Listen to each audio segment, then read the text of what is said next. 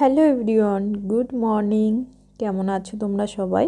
আশা করছি সবাই ভালো আছো। আমি শিউলি, আমার নতুন একটা ব্লগে তোমাদের ওয়েলকাম। সকাল সকাল ব্লগটা এইখান থেকে শুরু করছি। মানে কালকে এই ঝুড়িটা কিনে নিয়ে এসেছি বাসন রাখার জন্য।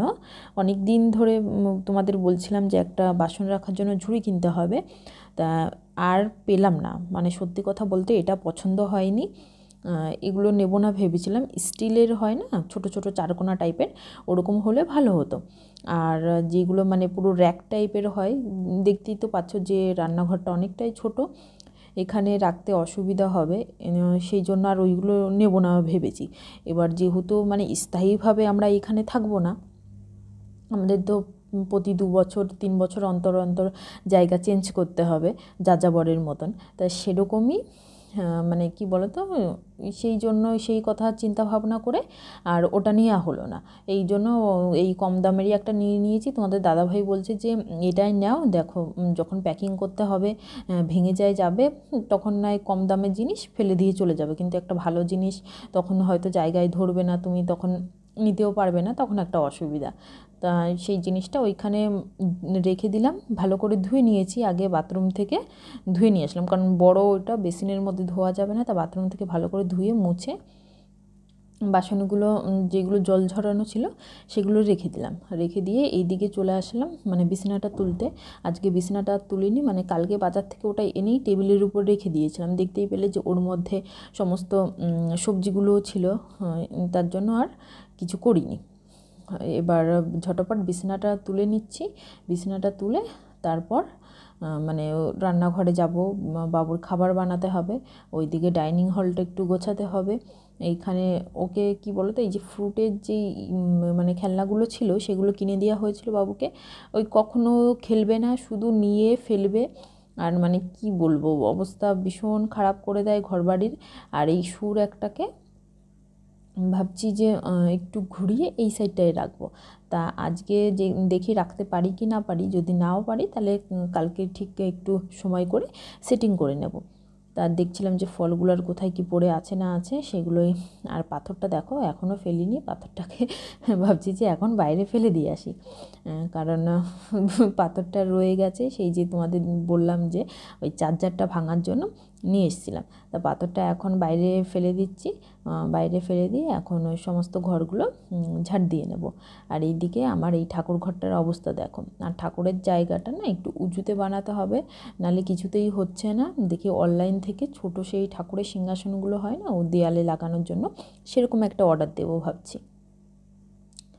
কারণ যখন এবার দেখো ঠাকুরকে আমি পুজো দেব, একটু প্রসাদটা রাখা থাকে ওখানে, প্রদীপটা জ্বালানো থাকে, তাহলেই না ভালো লাগে দেখতে, মনটাও শান্তি লাগে। আমার ছেলের জন্য কিছুতেই হয় না। ভালো কাপড়টা তো উঠিয়ে ফেলেছি দেখেছো, আর ওই জায়গাটা মানে জল ফেলে, আর একটা মানে তেলের শিশি ছিল ঠাকুরের মানে প্রদীপে তেল দেওয়ার জন্য, সেটা ফেলে কী যে অবস্থা বাজে করে দিয়েছে। আর এইদিকে রোদটাও ঠিক মতন উঠছে না, মানে রোদ উঠেছে কিন্তু রোদের কোনো তেজ নেই। এবার যে জিনিসগুলো ধোবো, ধুয়ে তো সেই ঘরের ভিতরেই আবার গাদা হয়ে থাকবে, তার জন্য ওটা ধুচ্ছি না। ভাবছি যে এই ঠাকুরের এই সমস্ত কাপড়গুলো উঠিয়ে ভালো করে ধুয়ে নেবো। এবার তেলের দাগ তো এরকম যাবে না, তা উল্টো করে একটু চেঞ্জ করে পাততে হবে। তা জামা কাপড়গুলো ঝটপট সমস্ত গুছিয়ে নিলাম। এদিকে বাবুকে বলছি যে তুই তোর ওই সব খেলনাগুলো বাকেটের মধ্যে ওঠা। ও এক একটা করে ওই বাকেটের মধ্যে ওঠাচ্ছিল, আর এই জামা কাপড়গুলো আমি এখানে গুছিয়ে রাখছি। আর এই বিছানার চাদরটা কিন্তু ধুইনি, বাবু বাথরুম করে দিয়েছিল। এবার রোদ তো সেরকম নেই, অন্য একটা ধোয়া ছিল বলে সেটা বিছিয়ে দিয়েছি। আর এটা করেছি যে ভালো করে একটু বাইরে মেলে দিয়েছিলাম হাওয়ায়, আর যেটুক সামান্য পরিমাণের রোদ আছে সেটুকুই, মানে যেটুক গন্ধটা চলে যায় এই আর কি। তাই সমস্ত ঘরগুলো আমার ভালো করে গোছানো হয়ে গেছে। এবার সব ঘরগুলো না এক এক করে পরিষ্কার করে নেব, কারণ উপরের জিনিসগুলো আগে গুছিয়ে নিলাম ভালো করে। এবার নিচে সমস্ত নোংরা টোংরা যা বিছানা থেকে পড়লো, এবার সমস্ত ঘরগুলো চলো ঝাড় দিয়ে নিই।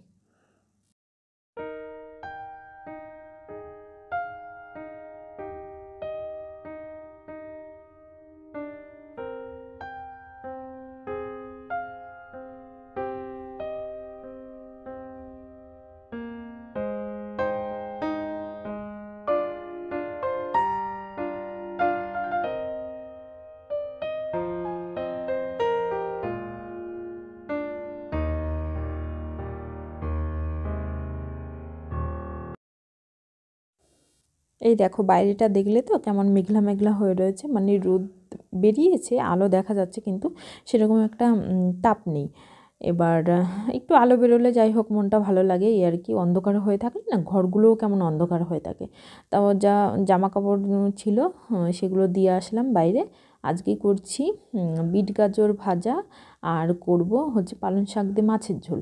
আজকে একটু বেশি করেই মাছের ঝোল করতে হবে, কারণ তোমাদের দাদাভাই নিয়ে যাবে একটু অফিসে, মানে দুটো লোককে দিতে হবে। তোমার দাদাভাইয়ের বন্ধুই আছে, একজন বাঙালি, একজন হয়তো নন বেঙ্গলি। তো যে দাদাভাইটা বাঙালি, সে দাদাভাইটার মানে ওয়াইফ গেছে ওনার বাপের বাড়ি। আমাদের সঙ্গে মানে একসঙ্গেই টিকিট ছিল, যাওয়ার কথা ছিল, কিন্তু ওনার ওয়াইফ আগেই চলে গেছে। যাই হোক বাড়ি একটু কাজ আছে। আর ওই দাদাভাই যেহেতু এখন রয়েছে অফিস, উনি এখন লাইনেই থাকে, মানে অফিসের ওইখানেই থাকে। এবার বাঙালি মানুষ তো একটু মাছ রান্না হলে মানে মাছ খেতে ইচ্ছা করে, এই আর কি।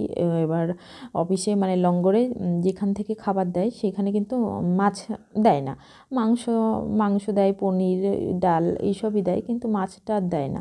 কারণ বেশিরভাগই তো নন বেঙ্গলি লোক, মাছ অনেকেই বলতে খায়ই না। এবার মাংসটা সবাই খায়, মাছটা তারা হয়তো পছন্দ করে না, আর তার জন্য মাছ আনা হয় না। এবার বলছে যে তোর বাড়ি যেদিন মাছ রান্না হবে তাহলে নিয়ে আসিস। এবার রবিবারেই তো সবাই বাজারে যায়, মাছ টাছ নিয়ে আসে। এবার আমাদের মাছ আনা হয়েছে, তার জন্য তোমার দাদাভাই বলছে যে ঠিক আছে মাছ রান্না করো, ওদের জন্য দিতে হবে। এবার মানে একটা প্রবলেম, আমার কাছে সেরকম বড় টিফিন বক্স তো নেই, মানে ছোট ছোট দুটো আছে, দেখি তাতে দেবো হয়তো, তাও বাবুর টিফিন বক্স, ওর মধ্যে দিয়ে দিতে হবে। তা পালং শাক দিয়ে তাদের জন্য মাছের ঝোল করব, একবারই করব। এবার দেখো একটা অসুবিধা, আমার কাছে বড় কোনো কড়াইও নেই। এবার এইটার মধ্যে যেটুকু ধরে সেইটুকুই করতে হবে। তোমাদের দাদাভাই বলছিল যে প্লেন শুধু আলু দিয়েই ঝোল করে দাও। বলছি প্লেন সবজি এত রয়েছে, শুধু আলু দিয়ে ঝোল করা যায়, তা পালং শাক দিয়েই ঝোল করে দিচ্ছি। এবার তাদের একটা করে মাছ তো দেওয়া যাবে না, তাদের জন্য দুটো দুটো করে মাছ দিতে হবে। তারপরে আবার আমরা বাড়ি এই 3 জন রয়েছি, আর বাবুকে তো মাছ দেবো হয়তো 2-3 দিন দেবো, তারপর থেকে আর দেবো না। তো এখন আলুগুলো ভাজা করে পালং শাকগুলো দিয়ে দিলাম। পালং শাকগুলো এখানকার পালং শাকগুলো তো জানো যে আমি ঝোলে দিই না, একটু হালকা ভেজে নিই। তা এর মধ্যে দেখো বাজার থেকে বিস্কুট আনা হয়েছিল, সেটা কৌটায় রাখলাম, লঙ্কাগুলো ছাড়িয়ে রাখলাম। এই টোস্ট বিস্কুটগুলো না খুব ভাল লাগে, এগুলো চাঁদে খাওয়ার জন্য নিয়ে এসেছি। আর নিয়ে এসেছি হচ্ছে কী যেন ক্যাপসিকাম, মটরশুঁটিগুলো আমার রান্না করতে করতে ছাড়িয়ে নিলাম। কি বলো তো, কাজগুলো যদি এরকম গোছানো থাকে না তাহলে আর অসুবিধা হয় না। এদিকে রান্না হচ্ছিল, এদিকে তো আমি ফ্রি ছিলাম, তরকারিটা মানে জল দিয়ে, তাই এইদিকে সমস্ত কিছু আমি গুছিয়ে নিলাম। আর মটরশুঁটিগুলো ছাড়ানো যদি নাও থাকে না, তাহলে কী হবে বলো তো, মটরশুঁটিগুলো না মানে পচে যাবে, তখন সব খারাপ হয়ে যায়, একটা বাজে গন্ধ হয়ে যায়। এই দেখো বললাম যে আমার কাছে বড় কড়াই নেই, এবার তরকারিটা যে ফোড়ন দেবো ঢালবো কিসে, তার জন্য এবার কিছুই নেই। ওই বড় গামলাটায় মানে আসার সময় দুটোই বড় গামলা নিয়ে এসেছিলাম, তো একটার মধ্যে জল গরম করতে করতে না একদম খারাপ হয়ে গেছে, আর একটার মধ্যে দেখলে তো মাছ ভাজা করে ওর মধ্যে রেখে দিয়েছি। তা এই সসপ্যানটা যেটার মধ্যে ভাত রান্না করি সেটার মধ্যেই ঢেলে ফোড়ন দিয়ে নিলাম। তাহলে চলো আমার তরকারি তো রান্না হয়ে গেছে। এখন এই ফোড়নের তরকারি তো সমস্ত জায়গায় একদম তেল মেল ছিটে গেছে, তা সব কিছু সরিয়ে ঝটাপট একদম স্কচব্রাইট দিয়ে ডলে পরিষ্কার করে নেব, নাহলে যতই ওই কাপড় ভিজিয়ে মুছি না কেন কী হবে বলো তো, একটা তেল ছিটে আঠা আঠা ভাব থেকে যাবে। তার জন্য এই স্কচব্রাইট দিয়ে ডলে দেয়াল টেয়ালগুলো একটু পরিষ্কার করে নেব, তাহলে।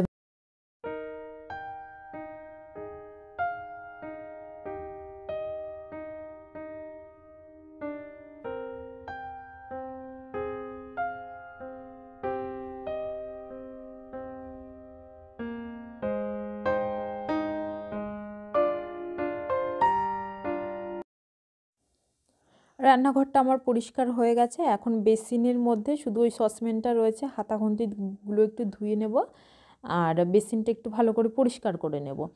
আর তোমাদের দেখিয়ে দিচ্ছি, রান্নাঘরটা ভালো করে একদম পরিষ্কার করে নিয়েছি। এই দেখো একদম পরিষ্কার করে নিয়েছি। তোমাদের দাদাভাই আঙুর ফল নিয়ে এসছে, সেগুলো তো ধুয়ে রাখলাম, কিন্তু কে খাবে এগুলো কি জানি। এই ঠান্ডার সময় না ফল খেতে একদমই ইচ্ছা করছে না, ভালোই লাগে না। আর তোমাদের দাদাভাইও মানে নিজে নিয়ে এসছে, উনি তো কখনোই খাবে না, বলছে যে তোমরা খাও। এই এখন আমি স্নান করে চলে আসলাম। স্নান করে এসে তারপর মাথায় তেল লাগাচ্ছি, কারণ একদম চুলগুলো না রুস্কো শুষ্কো হয়ে গেছে, আর খুশকিতে ভীষণ বাজে অবস্থা হয়ে গেছে। কিছুই করার নেই। তা তোমাদের দাদাভাই এর মধ্যে বাড়ি এসছে, বাড়ি এসেই দেখো কাজে লেগে গেছে। কি করছে, ওই দরজার নিচে দিয়ে একটু ফাঁকা আছে, সেইখানে এই কাঠটা সেটিং করছে, যাতে ওই ফাঁকাটা মানে বন্ধ হয়ে যায়। কেন? কারণ তোমাদের দাদাভাই অফিসে আজকে ভীষণ বড় একটা সাপ মেরেছে। আর এইখানে না এই গরমের সময় মানে হালকা হালকা যখন মানে এই ঠান্ডা কমে যাবে, আর এই বর্ষা টর্ষার সময় কিন্তু সাপ বের হয় বাইরে। এমনিও শুনেছি যে এইখানে পাহাড়ি সাপ আছে ভীষণ। আমি তাই রান্নাঘরের জানলা খুলে থাকি। একটা দিদি আমাকে একদিন বলেছে যে দিদি তুমি কেন জানলা খুলে রাখো, সাপ কিন্তু দোতলায় পর্যন্ত উঠে যায়, আর তুমি একদম নিচের তলায় তোমার ঘর, তুমি একদম জানলা খুলবে না। সেই তোমাদের দাদাভাই এসে ড্রেসটাও খুলিনি, ঝটাপটে সব মানে যেখানে নিচে দরজার ফাঁকাগুলো বন্ধ ছিল মানে ছিল সেগুলো বন্ধ করছে। আর ওইদিকে ওরা বাবা ছেলে মিলে ওইসব করছে। আমি ভাবলাম যে ঠিক আছে যাই, তাহলে আমি এইদিকে জামা কাপড়গুলো একটু উল্টে দিয়ে আসি। তার জন্যই আসলাম। এই দেখো তোমাদের দাদাভাই ওটা বন্ধ করে দিয়েছে।